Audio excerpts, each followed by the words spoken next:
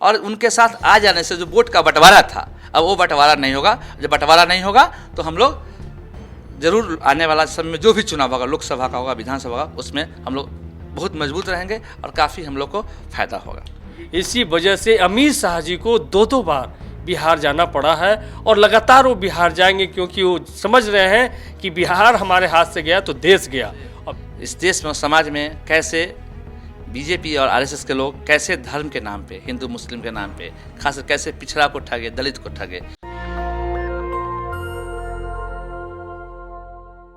बिहार में लगातार जो मंडल आयोग है, जो मंडल की सिफारिशें थी और जो SC ST OBC माइनॉरिटी की राजनीति है, वो मजबूत होती जा रही है। आज दिल्ली में RJD की एक बड़ी बैठक थी राष्ट्रीय कार्यकारिणी की, और उसमें साफ साफ लालू यादव मंच पर आए। काफ़ी लंबे समय बाद उनका एक बड़ा प्रोग्राम था और उन्होंने कहा कि अगला जो चुनाव होगा वो मंडल वर्सेज कमंडल का होगा, सोशल जस्टिस की लड़ाई होगी। मेरे साथ दो खास मेहमान हैं। सतीश जी को आप जानते हैं, RJD के विधायक हैं, और एक खास चेहरा है संजय पटेल, बिहार के युवा नेता हैं, RJD के कार्यकर्ता हैं और लगातार सोशल जस्टिस को लेकर बहुत ज़्यादा अवेयर रहे हैं।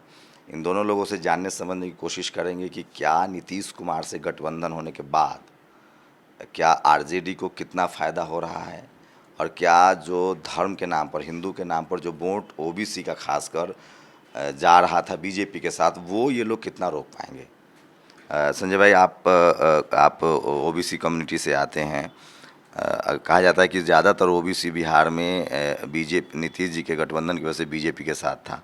अब नीतीश जी आप लोग के साथ हैं, तो उसका क्या असर होगा?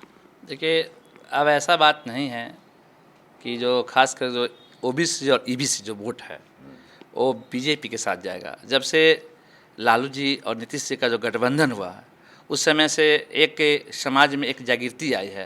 और जागृति इस तरह से आई है, लोग समझ चुका है इस देश में और इस देश में और समाज में कैसे बीजेपी और आरएसएस के लोग कैसे धर्म के नाम पे, हिंदू मुस्लिम के नाम पे, खासकर कैसे पिछड़ा को ठगे, दलित को ठगे। अब लोग समझ गए हैं और सभी खास करके OBC समाज जो कटे हुए थे या कुछ भटक गए थे, अब गठबंधन होने से, महागठबंधन होने से सब लोग एकदम इम्पैक्ट हो गए, इकट्ठा हो, एकजुट हो गए हैं। और जो अभी आगामी जो लोकसभा का चुनाव होगा उसमें बिहार में इसका सबसे पहले यदि कहीं असर होगा, कहीं दिखाई देगा, तो सबसे पहले बिहार में दिखाई देगा। महागठबंधन काफ़ी मजबूत के साथ आगे बढ़ेगा और ख़ास करके जो महागठबंधन का जो भी मोर्चा बनेगा उसको अधिक से अधिक सीट आएगा।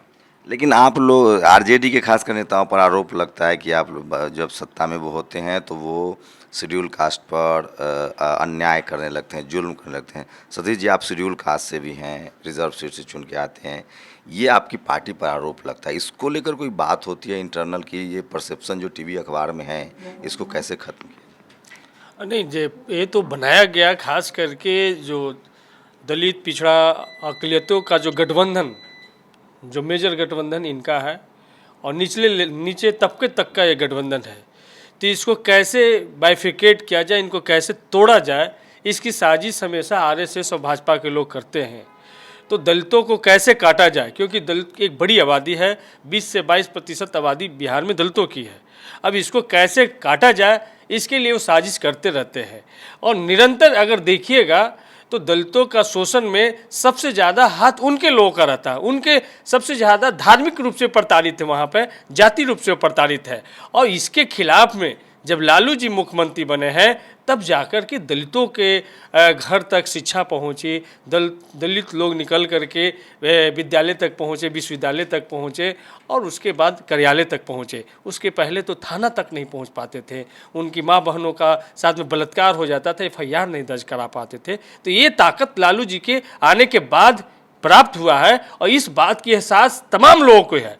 तो इसीलिए लालू प्रसाद यादव जी, राष्ट्रीय जनता दल और नीतीश कुमार और उसके साथ साथ और भी लेफ्ट की पार्टियां हैं, कांग्रेस है वहाँ पर और मांझी जी की पार्टियां हैं, ये तमाम जब लोग साथ में आए हैं तो एक बड़ा वोट का तबका तैयार हुआ है। और ऐसे ही वो परास्त हैं, वो कहीं दिखाई नहीं पड़ रहे हैं। और इनकी जो गोलबंदी है, इसी वजह से अमित शाह जी को दो बार बिहार जाना पड़ा है और लगातार वो बिहार जाएंगे, क्योंकि वो समझ रहे हैं कि बिहार हमारे हाथ से गया तो देश गया। अब बिहार ने 39 सीट भाजपा एनडीए को देने का काम किया था, और इस बार उनको लग रहा है कि बिहार में हम जीरो पे बोल्ड होने वाले हैं। यदि बिहार जीरो पे बोल्ड हुए तो 303 में से 40 घटाइए तो 263 पर ऐसे ही आ जाते हैं। उनकी सरकार नहीं बनती हुई दिखाई पड़ रही है, इसलिए बिहार पे उनका फोकस है। इसीलिए हम तमाम लोग जो आज है, आपने देखा कि तालकटोरा स्टेडियम से हमारे राष्ट्रीय नेता ने पूरे देश को आह्वान किया कि जो समस्या बिहार में थी उसका समाधान नीतीश कुमार जी के साथ में मिलकर के लालू जी ने जो फार्मूला निकाला, बिहार में सरकार बदली, भाजपा सरकार से बाहर हुई। तो यही एक रास्ता है कि तमाम विपक्षी लोग, देश के जो तमाम विपक्षी तबका है वो एक होवे। यदि देश से भाजपा को बाहर करना चाहती है, देश को संविधान विरोधी सरकार को अपदस्थ करना चाहती है, तो यही एक रास्ता है कि तमाम विपक्षी एकता बने। और यदि विपक्षी एकता नहीं बनेगी तो जनता आने वाला दिन में माफ़ नहीं करेगी। ये लालू प्रसाद यादव जी ने कहने का काम। आप लोग, मैं जितना सोशल समझता हूँ कि आप पटेल हैं, आप संजय पटेल हैं।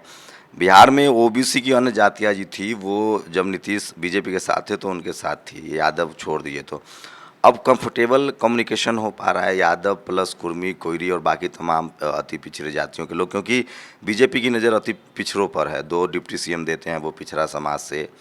अभी जिलाध्यक्ष और पार्टी अध्यक्ष बनाने की, राज्य अध्यक्ष बनाने की बात हो रही है, तो उससे कैसे आप लोग मैनेज कर पाएंगे? क्योंकि उनके पास मतलब कॉम्बिनेशन बहुत शानदार है, वो जाति की भी समझ रखते हैं, धर्म के नाम पर उनको वोट मिलता ही है। तो क्या जो अदर बैकवर्ड, जो ओबीसी की और जातियाँ, उनका अटैचमेंट दिख रहा है आपको यादवों के साथ? देखिए ऐसा है ना, हो क्या रहा है, लालू जी गरीबों के मसीहा रहे हैं, उसमें कोई दो टूक है ही नहीं। खास करके जो मीडिया है या बीजेपी आरएसएस के लोग हैं, लालू जी या राष्ट्रीय जनता दल के प्रति एक परसेप्शन, गलत परसेप्शन पैदा करती है, और परसेप्शन पैदा करके वो समाज में कहते हैं जैसे यादव या नन यादव या दलित को ये लोग सम्मान नहीं दे रहा है। ऐसा कुछ बात नहीं। ज़मीन पे यदि कोई नन यादव या दलित वर्ग को कोई लाठी लेकर कहिए या उसके बैकग्राउंड, उसके पीछे एक स्तंभ के रूप में यदि कोई काम करता है तो वह यादव समाज करता है, और खास करके राष्ट्रीय जनता दल के कार्यकर्ता करते हैं। आप समझ लीजिए, जब से लालू जी आए तब से ही जो सामाजिक न्याय की बात होती थी उसको जब जितना मजबूती मिली उससे पहले कभी नहीं मिली थी। लालू जी के हटने के बाद या नीतीश कुमार जी के हटने के बाद कितना लोग कमज़ोर हो गए थे। आज जब एकजुट हुए हैं तो फिर लगता है हम लोग एकजुट हुए हैं, और फिर हम लोग जो सामंती लोग हैं, जो ताकत है, उसको परास्त करेंगे।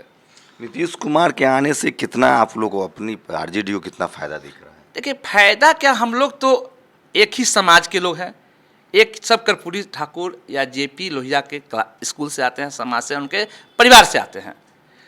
कुछ कारण से, कुछ मतभेद से हम लोग अलग हो गए थे और हम लोग मजबूत थे, और उनके साथ आ जाने से जो वोट का बंटवारा था, अब वो बंटवारा नहीं होगा। जब बंटवारा नहीं होगा तो हम लोग ज़रूर आने वाला समय में जो भी चुनाव होगा, लोकसभा का होगा, विधानसभा होगा, उसमें हम लोग बहुत मजबूत रहेंगे और काफ़ी हम लोग को फ़ायदा होगा। ये जो अग्निवीर को लेकर आंदोलन हुआ बिहार में, जो युवा, चूँकि सरकारी नौकरी का बड़ा क्रेज है बिहार में और उसमें बैकवर्ड क्लास के सबसे ज़्यादा बच्चे हैं, तो क्या वो लोग जो धर्म के नाम पर जो वोट कर रहे थे, एक्साइटमेंट था, सोशल मीडिया के गिरफ्त में थे, वो जो युवा लोग हैं वो कैसे, उनको कैसे जोड़ेंगे आप लोग? और वो निकल रहे हैं हिंदू फोल्ड से या वो अभी भी बने हुए हैं? देखिए, जो गुमराह हो गए थे, काफ़ी युवा गुमराह हो गए थे धर्म के नाम पे, जाति के नाम पे, अब लोग समझने लगे हैं जो इनका नीति और नियत क्या है बीजेपी वाले का। अब वो 8 साल में समझ चुके हैं, सो उनका नीति क्या है, जो नीति से समझ गए हैं, नियत समझ गए हैं, वो फिर हम लोग के साथ हैं। थोड़ा भटक गए थे, युवा हैं, जोश में होश को खराब हो जाता है उनका। अब सब जो समझने वाले हैं, पीछे से जो समझ के फिर हम लोग के साथ आ रहे हैं। तो ये बिहार का इक्वेशन है, और नीतीश कुमार के आरजेडी में आने के बाद, आरजेडी से गठबंधन करने के बाद जो 50% करीब बैकवर्ड बोर्ड जो है, और plus Muslim board, backward board, schedule caste को लेकर क्या प्लानिंग है? क्या भागीदारी और बढ़ाई जाएगी आरजेडी में?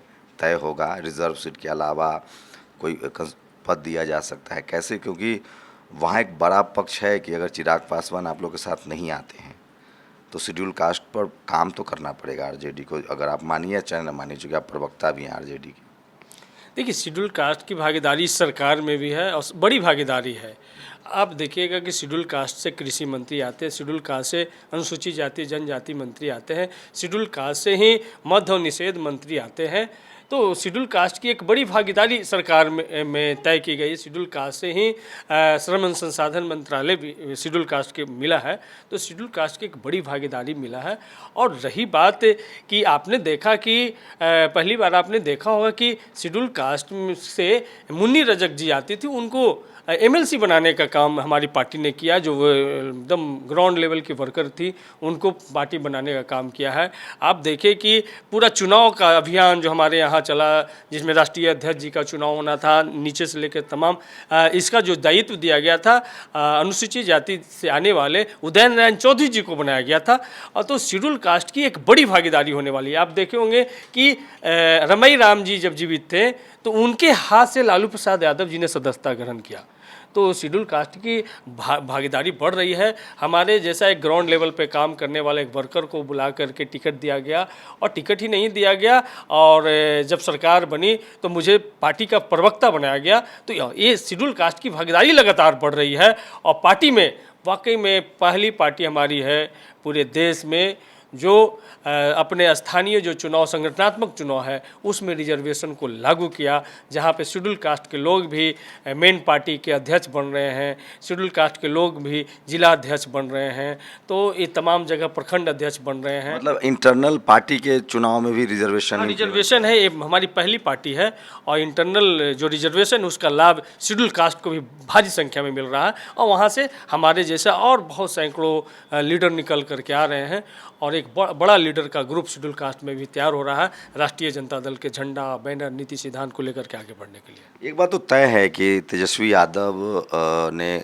जिस तरह से पिछली बार वो चुनाव लड़ते हैं, और उसके बाद नीतीश कुमार चले गए थे उनसे, उसके बाद फिर लंबे समय तक उनको अपोजिशन में रहना पड़ा। काफ़ी राजनीति उन्होंने भी समझ ली है, और युवाओं को भी जोड़ रहे हैं। ऐसे ही 2 आरजेडी के, एक ओबीसी और एक शेड्यूल कास्ट के युवा नेता थे हमारे साथ। पूरी बातचीत पर आप लोग अपनी प्रतिक्रिया दीजिए। मैं फिर कह रहा हूँ कि यूपी बिहार में जाति की राजनीति नहीं है जो टीवी अखबार आपको समझाता है। दरअसल वहाँ सोशल जस्टिस की लड़ाई जो है वो बहुत पहले से लड़ी जा रही है। जहाँ जहाँ कांग्रेस बीजेपी लगातार लंबे समय से रही है, वहाँ फूले पेरियार अंबेडकर और सोशल जस्टिस की लड़ाई नहीं पहुँची है। वहाँ आज भी चुनाव जो है वो हिंदू मुस्लिम के नाम पर होता है। बिहार, यूपी, तमिलनाडु, महाराष्ट्र ऐसे राज्य हैं जहाँ SC ST OBC माइनॉरिटी की बात होती है, जो कॉन्स्टिट्यूशनल टर्म्स है। इसलिए टीवी अखबार वाले इस बात को समझ नहीं पाते हैं, क्योंकि वहाँ भी बहुजनों की भागीदारी बहुत कम है। लालू यादव इस बात को बेहतर समझते हैं, और उन्होंने आज मन से कहा है कि 2024 का जो चुनाव होगा वो मंडल वर्सेस कमंडल की होगी। आप लोग अपनी प्रतिक्रिया जरूर दीजिए। आपको बता दूँ, ये दोनों लोग जो हैं वो तेजस्वी यादव के कोर टीम के लोग हैं, और तमाम जो फैसले होते हैं उसमें इन लोग की राय भी बहुत महत्वपूर्ण होती है। कैमरामैन आशीष के साथ शंभू कुमार सिंह, नेशनल दस्तक, दिल्ली। नेशनल दस्तक की आपसे गुजारिश है कि अगर इसको बचाना चाहते हैं तो नेशनल दस्तक को सब्सक्राइब करने के लिए रेड कलर के सब्सक्राइब बटन को दबाएं, फिर बेल आइकन की घंटी दबाएं। नेशनल दस्तक को बचाने के लिए बहुत ज़रूरी है कि हर खबर को शेयर करें, लाइक करें, कमेंट जरूर करें।